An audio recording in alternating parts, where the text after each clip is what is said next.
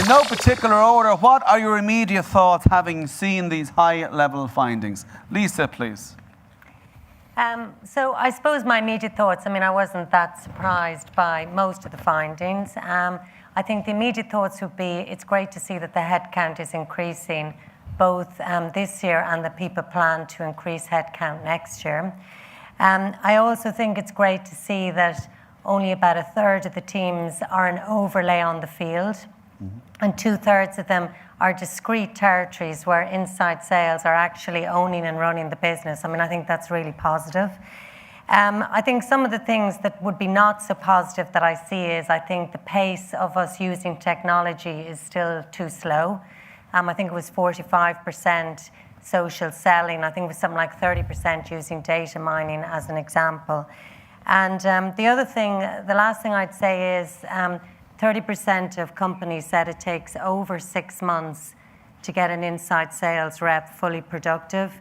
That's something that we really need to focus on because we need to get people up to speed really quickly, especially if we're seeing things like on average, they're only there for 24 months. Okay, thank you for your immediate thoughts. Killian, your immediate thoughts? Yeah, I think when you're filling in these surveys, you're hopeful that you're not way off kilter somewhere. And it's sort of satisfying to see that, the standards are pretty common and there hasn't been a huge amount of change. So I think that was quite a positive. So a lot of what Lisa's referred to. There was some surprises for me. I think I was surprised to see the attrition percentage drop. From 18 down to 15, yeah. And I wonder, obviously, potentially different companies filled in the survey both years, but would you see the amount of additions to inside sales in Ireland? You see, Lisa's hired hundreds of people in the last 12 months. Lisa. I'm wondering, in terms of actual people moving, is it still an issue? Because, every time I see a CV, they've worked for 2 or 3 competitors or similar companies. So there is still a lot of movement, I think, within the industry. And the other thing that I think was a little bit surprising is obviously there's a lot of talk about how technology is being used, but I'm still surprised that it's not reducing the amount of time managers have to spend on things like reporting. And to see that coaching is dropping would be a worry, I would say, for our industry. And even the coaching dropping, there was 2 questions on coaching. One is, how many hours do you spend? And then the next one is, how many hours per rep do you coach?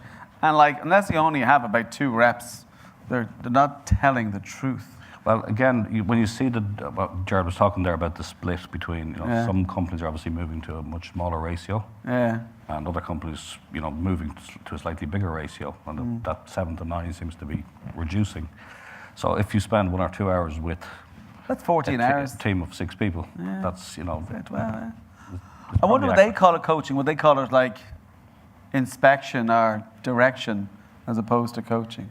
Possibly. All right, thank you so much. Brian, any immediate thoughts having seen it? Yeah, it was interesting to see in terms of just how we're measuring and compensating as well. Still relying on, obviously, quota attainment. But I think earlier Martin spoke about those leading indicators. So it's surprising to see that some of the things around win rates, for example, pipeline velocities, are still not higher up on the list because they're those leading indicators that will drive, obviously, quota attainment. Otherwise, you're trying to close the stable door after the horse has bolted, so to speak. I thought, particularly from our interest at PayPal, we put a lot of investment into coaching this year. So really, I think we're getting our team leaders to be doing 40 to 50% of their time on coaching, trying to automate reporting, and reducing the management demands to be reporting up on what they're doing in order to give that time back. Because I think the reps that's the thing that they really appreciate, is having an experienced salesperson with them, helping them figure out how to optimize their pipeline, move those deals forward that they're struggling with, or indeed close out those important deals. Have you observed any changes to your statistics since implementing this 50% coaching goal? Yeah, in fact, the biggest jump we saw this year is that we increased our win rates by 7%. So we went from, we're up at 37% in terms of our win rate. And that's driven our revenue growth this year. We doubled the revenue growth over last year. But by focusing on that lead metric and helping the reps think about how can you win more deals, and also how can you take those deals out of your pipeline that the value proposition isn't strong enough, it's not a good deal for us to win. And I think the coaching has really helped them do that. Okay, in terms of deal qualification and deal iteration. Okay, thank you so much. That's very helpful and consistent with Martin, what Martin said. Also what's consistent with Martin said is actually that there isn't that many organisations that are totally on target. And indeed, the average, it's 84 grand. That figure was quoted earlier on in Martin's presentation. So we're quite consistent. Okay, you've already mentioned your surprises, Killian. Any surprises that you haven't mentioned yourself, Lisa? Anything you were surprised by? I mean, I suppose what I was surprised by was I thought it would be 100% of inside sales teams were growing. Maybe that's because of my own experience, right? You know, we're trying to hire, you know, we announced in February in Microsoft 700 jobs, well, 500 in February, and just about a month ago, another 200, 700 in total. But I mean, I would have thought that nearly all inside sales teams would be growing. I think because of the shift to digital and consumption, all of that, but I'm probably thinking of it more from a technology point of view, and there's more than tech companies in the survey. The other thing I was surprised by was that only 73% of companies are using a staff referral scheme. Because that's something that you can get a really good return on investment, and the candidates we get from referrals tend to be the ones that end up being the most successful and the high-performing ones. So I was surprised all companies weren't using that. And the other thing was obviously the 10% who don't pay commission. I'd be interested in knowing how they get away with that. Very high base. Yeah, it was like, are they really salespeople? Yeah. But anyway, yeah, they were some of my surprises. And that's interesting in terms of what you say about the staff referral. I've heard that been said before by another organisation, saying they tend to get a calibre of person from a staff referral that is more successful in due course. Brian, any surprises you? Anything to add that hasn't been mentioned from a surprising perspective? So I think social selling is an interesting one, right? And it's a lot talked about, but still talking to people in the industry, I don't think anybody has a crack yet to really fully make ourselves digital sales teams. Myself and Killian were talking earlier about how many of us are really doing those face-to-face meetings, not virtually, not just trying to use telephone as well. So it still surprises me that in terms of our, using that technology, using the predictive analytics as well, is still not something I think we as an industry have fully. And even the webcasting was only 30%, so we're still 70% mainly extensively using phone with no sharing of a screen or no sharing of a face. Okay, that's interesting. Now, okay, how do the findings compare or benchmark against your own organizations? So that might be, let's kick off at least anything that compares benchmarks against your own company, Microsoft. Yeah, to be honest with you, a lot of them were very similar. There was so many similarities. I mean, I think one of the things, though, within Microsoft is, and it's probably because of the company that it is, there's a huge focus on artificial intelligence and data, machine learning and data analytics. So within our inside sales team, we're using a lot of that where with the way where even leads are coming in, even our sales reps now have a tool called a daily recommender. When they come in and on their territory every day, it'll have trawled through the news, through everything the night before, and come in and tell them what they think are the best things or who they should be calling that day using artificial intelligence. So I think that's something that we're doing in Microsoft that I hadn't experienced before in previous companies. The other thing is in terms of, it said, how are you measuring your inside sales reps? And there was a number of measures there. What's new to me, I suppose, since I've been at Microsoft is it's not how we're measuring, it's how we're paying our people as well. So the sales reps within Microsoft, they don't get paid purely on how they do against their revenue target. That's probably only half their pay, or half of their commission, we'll say. The other half is on a lot of their growth mindset and what are they learning, how are they sharing with other people, and it's all the behavioural aspects around that, which is kind of interesting. Okay. Killian? Yeah, I mean, I think looking at to Lisa's point there about the difference between measure and how you compensate, it was quite interesting to see, and it's only something we're embarking on now, is measuring how our leaders look at culture. And that was something that was sort of highlighted there that seems to be increasing now. I'm not sure if it was cynical to say, is that related to attrition issues or retention challenges?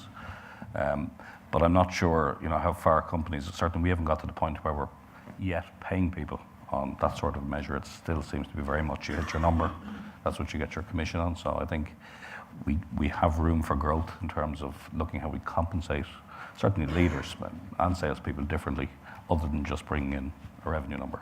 Okay. Brian? Yeah, it's interesting. We've just been going through it, redesigning our compensation plan for 2018. And one of the things, as we all know, if you give a sales team a single target, they will go after that single thing around revenue. But sometimes that doesn't necessarily create the successful or high-performing team that you want. So we're really trying to reward them more for, we do an impact survey, so how well our team leaders are driving that engagement and culture within the team is important.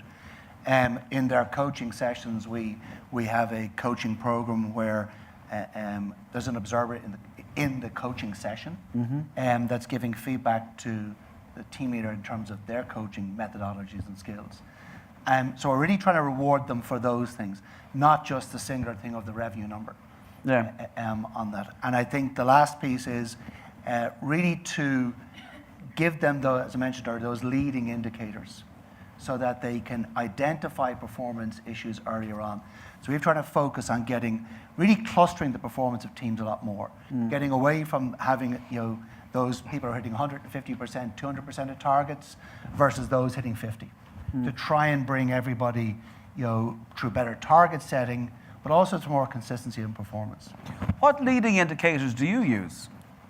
So first, as I mentioned, it's win rate is a key one. So, okay, win rate. So in terms of that they get. Secondly is in terms of the conversion that they hit during their pipeline at each stage. Okay, going from one gate to the next, okay. So we can see that they're getting the velocity and move through. And also interesting what they've had before now is we look at the amount of new opportunities that they can take in each week. So, each rep will get a certain number of opportunities that's automatically distributed into their pipelines. But we also control the size of those pipelines because we don't want them growing too big. So we can immediately see where somebody's pipeline is getting out of control, and that's monitored. We still do some of the basics that we often do in terms of call time and last activity deals as well. But we're really trying to say to the guys that we want to manage that velocity and conversion, because the number of phone calls, the amount of time you spend is a derivative of that. Okay, so velocity and conversion, you two leading. Killian, what are you leading from your perspective? I mean, I think it varies by the roles we have. Yeah. We've got people who do customer acquisition, customer account management. So, for example, for account managers, we look very closely at territory penetration and account penetration. Okay. And contact with the various tiers of accounts. So number of stakeholders, etc. Yeah. Yeah, and the growth there, and the attachment of additional products. So percentage of multi-product customers. For the acquisition people, it's very much around. It is very activity driven. So speed of response, number of conversations. Okay. And the number of contacts we make with leads, and conversion rates of pipeline. Okay, thank you. Lisa, anything to add in terms of just in terms leading? Because people have said a lot of things. I mean, pipeline coverage would be a big thing, right? So in terms of what the budget is for the quarter and how much of that they have covered in pipe, and we know what that should be for every territory. Another thing that is a big focus on for us now is consumption. So we're moving away from paying people on billed revenue to consumed, because it's really important that the following year the customer buys again. So we need to make sure that what they buy, they actually consume throughout the year. So consumption is a big thing for us.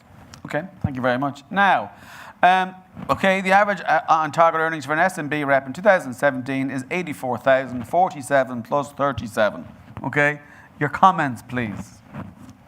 Well, no, I mean, I wasn't surprised by that. It's probably the average that we have. And when we have a huge range, though, because we have some very early in career sales reps, and then we have some extremely experienced sales reps. So the range is actually quite large. And I think that's an important thing, for inside sales, to know that there is career development and career progression within inside sales. In the olden days, people used to say, I sound like my kid when I say the olden days. She keeps saying that to me. But anyway, we used to say, inside sales, and then you move to the field. And that's the way it was viewed. That was your progression. Whereas now what we're saying is, no, you can come in early in career, and if you want to be a sales rep, you can get paid a lot and take on larger and larger accounts and progress your career or move into management or whatever. So I think it's important that you know that it's a huge range around that money. Yes, there is, for sure. Anything to add in terms of Killian? It surprised me slightly that it was quite high. Yeah. And I wonder, I mean, obviously we haven't seen data around quotas and attainment fully. Yeah. Well, I'm sure we'll see it in the research. You will.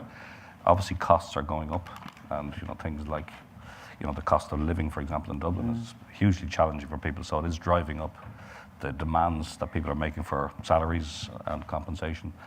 It'd be interesting to see, though, are we getting the return, or are we becoming expensive as a way of doing business? From an international perspective, okay, and which we'll come back to in a moment. Brian, anything to add? Yeah, I think we said what Lisa said as well, which is, good salespeople expect to hit that quota attainment, all right, and they get upset when they don't. But therefore, it becomes a bit of a hygiene factor for motivation in a way.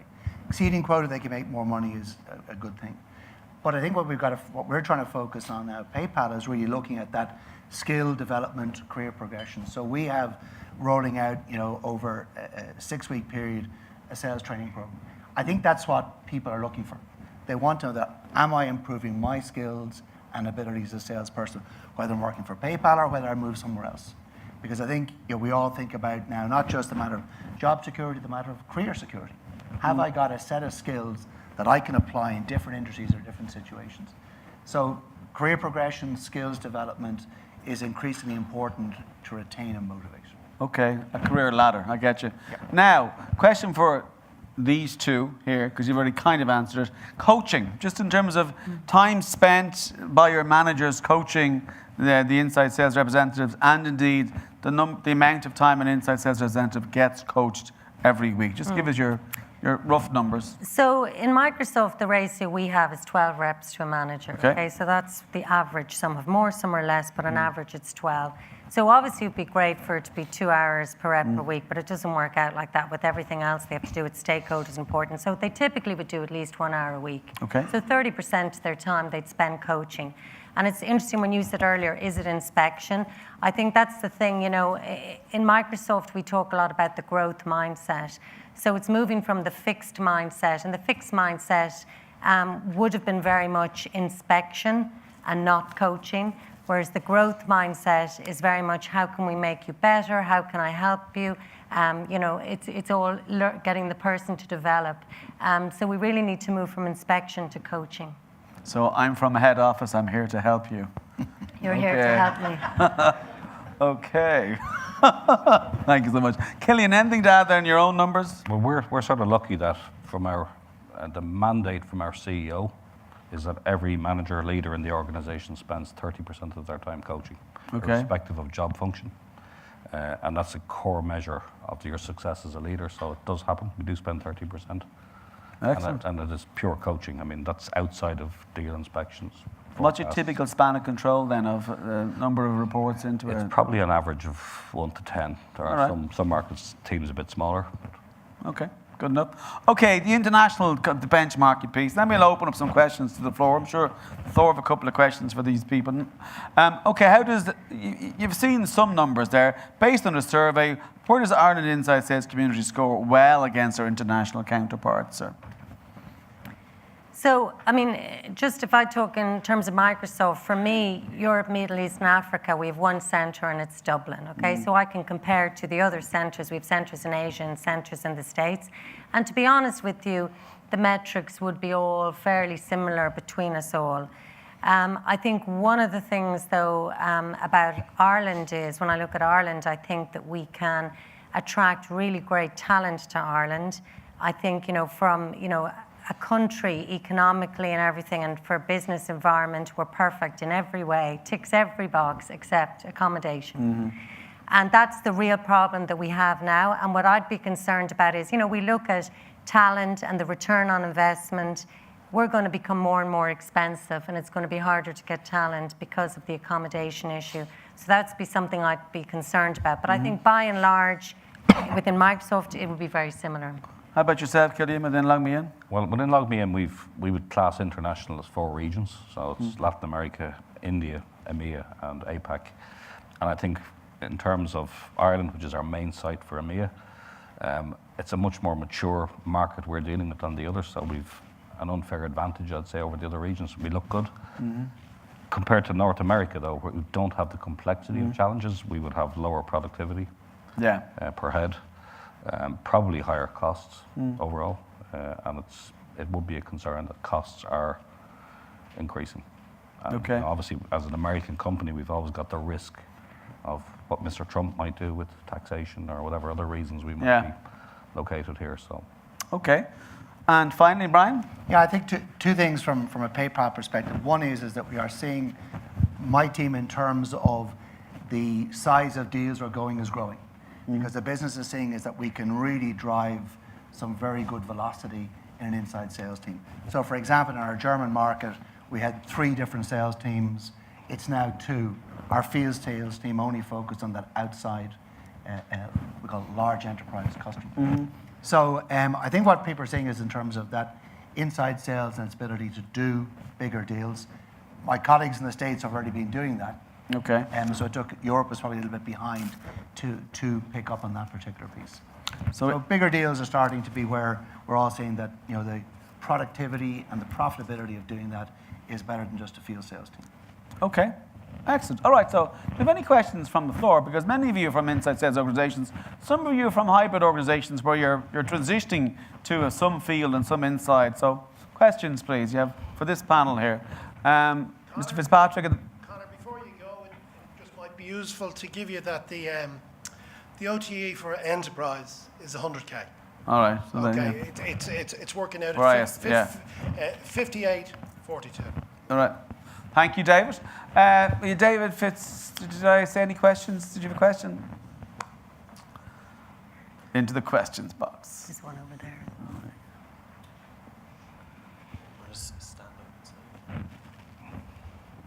David Fitzgerald from AIB Merchant Services. Just querying here and querying at the table here in terms of the salary in particular for inside sales. We've 2 teams or 3 teams. We've an inside sales team of 12 people, we've a field sales team of 12, and we've a corporate sales team of 7 at the moment. And then we've different relationship and partnership teams as well. Just on the average of 84K, I was just wondering what type of return on the investment are you getting for that? We look at what we pay via salary, which is much lower than I think the 47K average. And I think the 84K package or the 100K, as Dave Malone said, would in our view be more enterprise towards the large corporate side.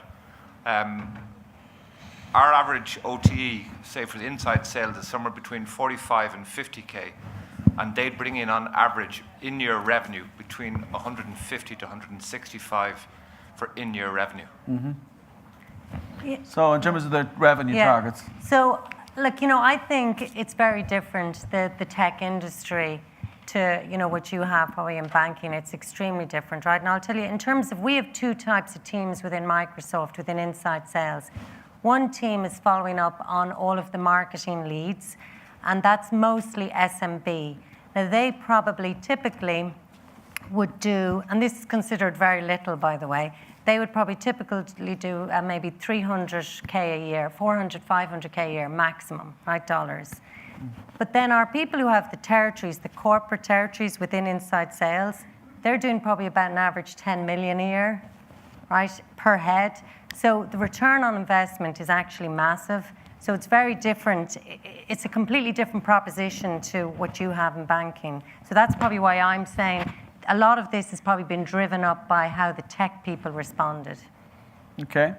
And remember, internationally traded software, it's a 100% margin. It's, once you've developed it, it doesn't cost that much to distribute it. Anything to add over here? yeah, again, I would say it's the same. Obviously the first year revenue and winning that, there's a high cost. Yeah. You're probably paying a much higher percentage, but then when you look at the customer retention piece, you do have a small number of salespeople in managing renewals, for example, that are bringing in a significant amount of revenue year on year on the basis of the initial win. So, okay. Yeah, I think it really depends industry, it even depends on market. We would find our German team have a higher return in terms of their revenue performance per rep than we'd have in the UK team because their mix of business is different. But typically for us, we're trying to make sure we're breaking even within 4 quarters. So if we brought on somebody, the margin that we make on that is going to be that the salesperson is going to bring in, is going to give us a break even on that merchant within 4 quarters. And that pretty much implies that it's a 4x in terms of what we're spending on them versus the revenue that we're bringing in. But that could rise for similar to yourself in terms of, you said Microsoft, we'll have two teams. Our outbound two team, which is focused on those bigger deals, is probably a 6 to 7x factor. Yeah. Okay. So 6 to 7x would mean the number they bring in should be a bit higher in terms of what you're paying on from an OTE perspective. And indeed, we'll publish the stats in about a week, Dave, and give you a very clearer. I know for some of other organisations, nearly 10x in terms of ISO. So we'll have the stat for you fully complete in about 1 week's time. Yeah, and just, to follow up on that, obviously a rep who has that, there's a lot of supporting people who has this 10 million target. There's a lot of supporting people around it. But in general, the rule of thumb Microsoft uses is when you take a whole team and all the revenue that comes out of it, they would expect 10x. That's what they'd expect. All right. Did I see another question? Someone else over here, please? Run!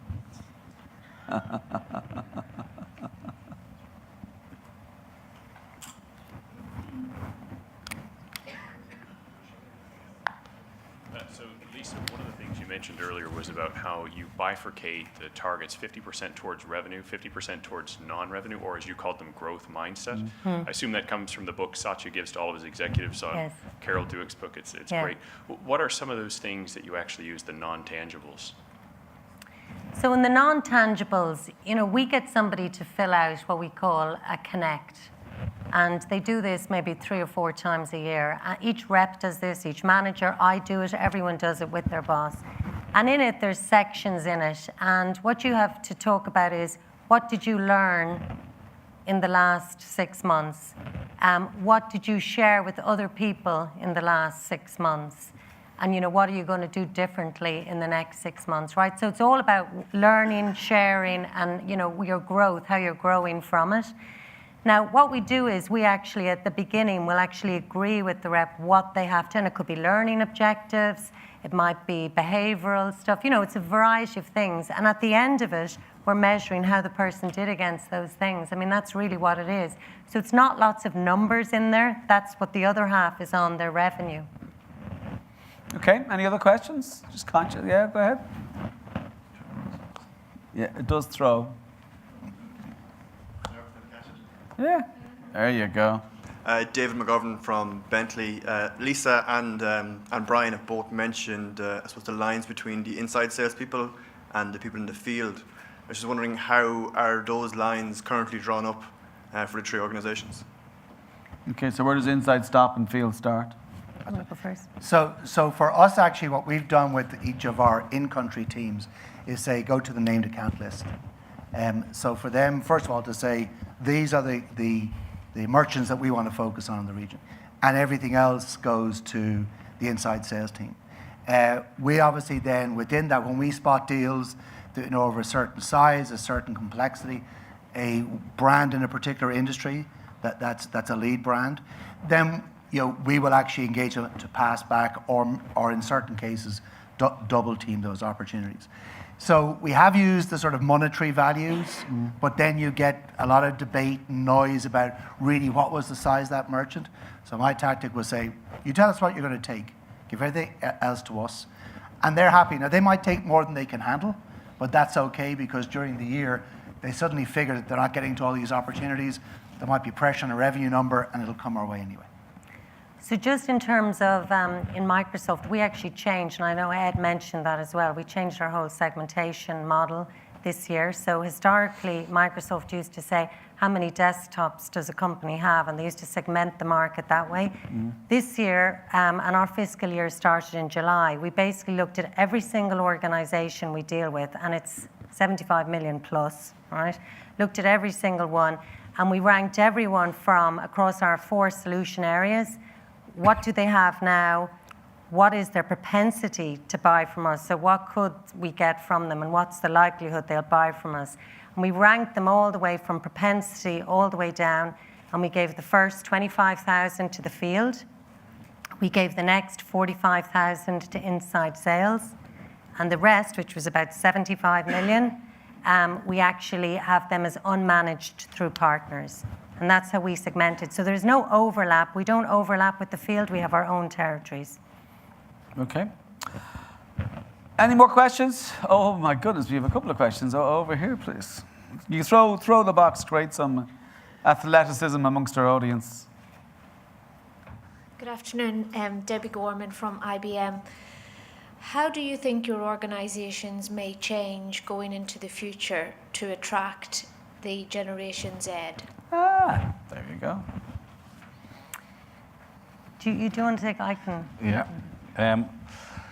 I mean, I think it's a big challenge, I think, for all of us. And I think, one of the things we promote through our own products is the ability to work flexibly. I mean, we provide tools for people to do that. And I think that's, I don't think work in the long term is going to be an office location. It's going to be, where you engage with your customers, and we engage with them in a lot of different ways.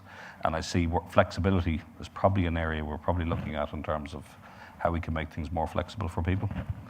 And we see a lot of, people want to, we heard about the no geographic boundaries. Like, for example, next week, we've 6 or 7 people coming from our Boston office to spend a week in Dublin. We've 5, 6 or 7 people going the other way. We've had a couple of people move cross countries and geographies recently. And being able to, so giving people that flexibility, I think, is one step. I think we've a long way to go, though. Probably get rid of old guys like me and bring in some people who maybe understand it a bit better, might be part of the solution. So just in terms of what we're looking at is, it's when you talk about this new generation, what's important to them, collaboration is really, really important. We're about to open a new building in Microsoft in Leopardstown. It's actually bigger than IKEA, if you can imagine that, so it's huge. And it's really all about collaboration, which is a lot of the way the modern workspaces are now, and it's technology throughout. So that's really going to, everything is technology wired throughout. So that's one thing. And the other thing is in terms of development. So development is very important to that generation. So we've actually linked in with DIT, and we have a program now where people get a diploma in digital selling after 2 years, which is great for retention, and they feel like they're learning and developing as well. So I think it's all of that, and corporate social leadership is so important to them. So there's a lot within Microsoft where we give to people, and we've a lot with education, and they can go and teach in classrooms, and they teach kids how to code. We've 1 hour of code, and all of these kind of things, I think, is what attracts them. Okay. Yeah, I think as well as we have a big focus in terms of diversity and inclusion at PayPal as well. And if you think of it, sometimes we often think about it as gender-based, but it's not. It's also based in terms of the 4 generations that we spoke about. How do you take the best of each one and get them to come together? So on one hand, we know that in terms of for the Gen Zs to the millennials, they do want that freedom, but at the same time you recognize as a business, there has to be a certain amount of framework or direction for them to work within. So it's try to get some simple, good focus in terms of the framework you want to work the sales team within and how they collaborate with other departments, and then give them more freedom within that. So not to be too prescriptive. But at the same time, I think that's the challenge for all of us, is that we know that we can't just let them loose, so to speak, but I think we need to create some values, some boundaries, and then let people work effectively within that. Okay, we have 2 questions at the back there too, please. So just to follow on from what Brian was mentioning, how do your organizations approach diversity? But I'd love to hear more about gender diversity in particular. So actually, it's something at PayPal we're very proud of. I think recently in terms of Silicon Valley, where they obviously look at diversity metrics. So PayPal has among the highest in terms of female representation at the senior level. In terms of my boss, the boss above that are both women. And so we have a strong diversity in that sense. I think in terms of, then the LGBT community, in terms of diversity there, we have a lot that we will, like many companies, participate, for example, in Pride Day to do that. And also in terms of very much we have every manager, team leader gets 2 days training on diversity inclusion every year. And within that, you kind of learn about your biases, learning about inside, outside, in terms of understanding where people are coming from. So you do have to kind of live that. The best example I think I can give is you also have to put your dollars, your business decisions behind that. Last year we had planned as a company to open up an operations center, a large one in North Carolina. At the time, the local government, state legislature decided to put in regulations about bathrooms and in terms of transgender using the bathroom of their birth. And we said, we can't tolerate that. And we took a decision to pull out and not make that investment. And that was something that with our staff really resonated, that we're prepared to make tough business decisions that were going to cost us money in the short term to stand behind our values. Anything else to add? I'm just conscious we're... Yeah, well, just specifically in relation to the question of gender diversity, I think I've got 16 leaders within my organisation, and 12 of them are women, and 40% of my sales team are female. So I think we certainly make an effort to get the balance. But it is challenging to attract female to technology sales, and even more so on the technical side of it. Yeah, and I mean, just following on from that in terms of the technical side of it, I did electronic engineering many years ago, and there was 10% of females in the class. And we're now hiring for a lot of technical pre-sales type people from EMEA. And, you know, we got LinkedIn to look at how many people have a title that could be something like a technical role. And it was only 12%, right? So our pool of talent in EMEA was 12% female that we could get from that. Now, I'm trying to get 30% female in my technical sales team, which is impossible because there's only 12% in the market. So it is, you know, I think that's something, especially in the tech companies, you really need to focus on. And Microsoft is very focused on that with young girls, encouraging them to do STEM subjects. And then it's about encouraging them to stay in the workforce as well. Okay, we have time for one more question. Good afternoon, Kate Shannon with the I.D.N. I was very interested in the coaching models within Microsoft, and Log Me In that Killian and Lisa spoke about. Particularly Log Me In, whereby all managers and leaders, irrespective of job function, spend 30% of their time coaching. I suppose my question is, what kind of development and training do you provide to the management and leadership team to ensure that they are, I suppose, performing the role of coach successfully and not getting into the space of inspection? So if I answer first of all, so we this year brought the sales organisation brought all our sales managers together in Boston for 3 days of training and get together. I mean, we'd merged two companies and we spent at least 30% of that time teaching the managers how to coach. And it's something that, you know, our CEO spends time individually coaching a lot of the leaders. I spend time every week. It's in the diary, so it does require, I think, as I said, we're very lucky that from the CEO down, it's just the way we are. It's the behaviour, so it's not a particularly difficult challenge.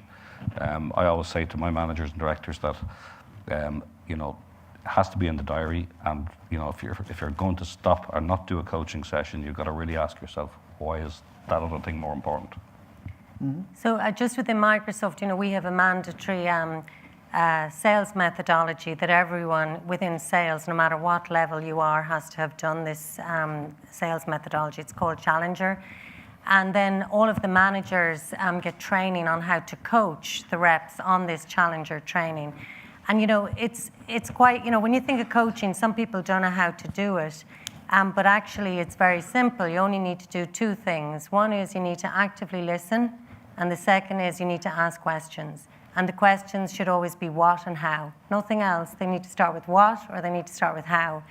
And that's how you coach. And that's what we're training our people to do that. Okay. Any dad, Brian? No, I think it's interesting, coaching versus mentoring, I think, as managers and leaders. You have to develop a patience to let the person you're coaching draw out the conclusion themselves. You as a leader manager might know the answer where you'd like them to get to, but you have to help them discover that. And I think to your point, Lisa, that comes about active listening, about questioning, and giving the individual in the coaching session the time. So you have to have meetings or coaching sessions, very different from meetings. They shouldn't be as time bound, they shouldn't be as agenda driven. It's really about opening a good dialogue, having a good rapport. Okay, thank you so much. Now, so we're going to break for lunch. Now, the reason we are hosting the lunch in a particular way, which is mainly tapas of sorts, to give you a chance to eat something in your hand and walk around and talk to people. We've put this content just before lunch to give you a benchmark survey for you to explore with other people outside of your own business. Well, what does that mean to you? Here's what it meant to me. To swap and exchange best practice and come back somewhat more informed and reassured probably at 2:05. So before we break, let us thank our panel in the normal way and Gerard O'Neill.